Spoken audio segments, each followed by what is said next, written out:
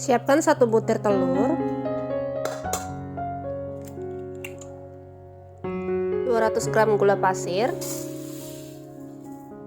1/4 sendok teh vanili bubuk, setengah sendok teh baking powder,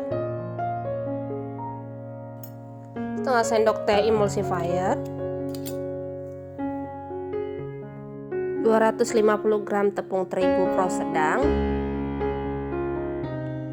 200 ml air putih, kemudian mixer dengan kecepatan maksimal hingga mengembang.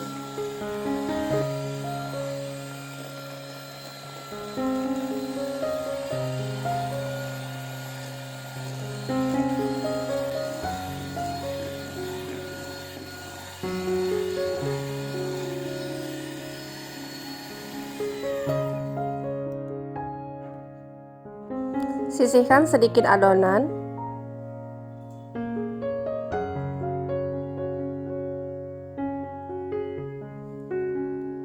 Beri sedikit pewarna makanan.